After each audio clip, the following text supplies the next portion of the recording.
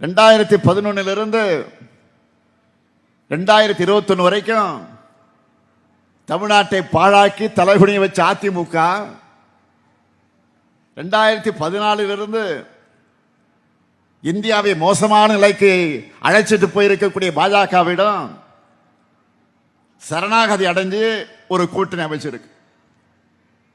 அந்த கூட்டணியில் பாஜக கிளை செயலாளராக இருக்கிறார். அதிமுகவை அழிவுப்பாதையில் அழைச்சிக்கிட்டு போற திரு பழனிசாமி அவர்கள் பிஜேபியுடைய கிளை செயலாளராக இன்றைக்கு மாறி இருக்கிறார். இப்போ அவரு நம்ம தேர்தல் அறிக்கையை பார்த்து புலம்ப தொடங்கி இருக்கிறார். அது எந்த மாதிரி புலம்பல் தெரியுமா?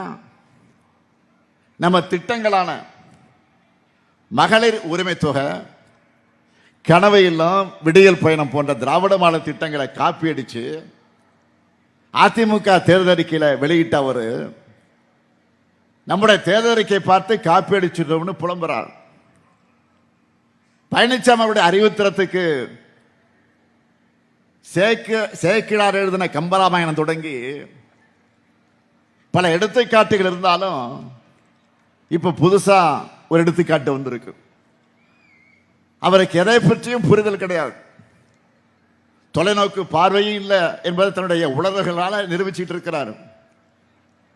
அவருடைய உணர்வுகளை ஹைலைட் எது தெரியுமா? எப்படி உங்களுடைய திட்டங்களை நிறைவேற்றுவீங்க அப்படின்னு கேட்டா வரியை உயர்த்தி நிறைவேற்றணும்னு சொல்றார். பழனிசாமி அவர்களை மட்டும்தான் இப்படியெல்லாம் சிந்திக்க முடியும். அதனாலதான் அந்த அளவுக்கு பழனிசாமி அவர்களை ஈஸியா மிரட்டி தங்களுடைய அடிமை கூட்டணியில வச்சிருக்கு பாஜக. அந்த என்டிஏ கூட்டணிக்கு ஒரே ஒரு நோக்கம்தான், என்னது? தமிழ்நாட்டு வளர்ச்சியை தடுக்கணும், திராவிட மாடல் ஏற்படுத்தி இருக்கக்கூடிய இந்த வளர்ச்சி அழிக்கணும்.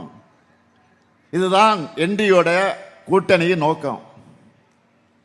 என்டியோட தலைமையா இருக்கிற பாஜகவுக்கு தமிழ்நாட்டில் நம்ம எதிர்க்கிறதுக்கு வலிமை இல்லைன்னு அதிமுக விலைக்கு வாங்கி இருக்கு. பொதுவா பாஜகவை பொறுத்த வரைக்கும் மக்களுக்கு நல்லது செய்யாது. ஆனா தேர்தல் வந்துடுச்சுன்னா கண்துடைப்புகளுக்காக பட்ஜெட்ல சில அறிவிப்புகளை கொடுப்பாங்க. ஆனா தமிழ்நாட்டுக்கு அதை கூட செய்ய மனமில்லாத வஞ்சக எண்ணத்தோட இருக்கக்கூடிய உருவம் தான் என்டிஏ. பாஜக ஒன்றியத்தில் ஆட்சிக்கு வந்ததற்கு பிறகு தமிழ்நாட்டுக்கு எந்த நன்மையும் செஞ்சதில்லை, எந்த சிறப்பு திட்டத்தையும் செய்யல, நாம வச்ச எந்த கோரிக்கையும் நிறைவேற்றல. மதுரையில் ஒரு எய்ம்ஸ் அறிவிச்சாங்க. அதோட நிலைமையை நான் சொல்லித்தான் தெரியணும்னு உங்களுக்கு அவசியம் இல்லை. சென்னை மெட்ரோ திட்டத்துக்கு நிதி தரல, ஓசூர் விமான நிலையத்துக்கு அனுமதி கேட்டிருக்கோம், தரல, குடிநீர் திட்டத்துக்கான நிதியும் தரல. இத்தனை தடைகளையும் சமாளிச்சு பல்வேறு சாதனைகளை நாம செஞ்சிருக்கிறோம். திறமையான நிர்வாகத்தால நம்பர் 1 மாநிலமாக உயர்ந்திருக்கிறோம்.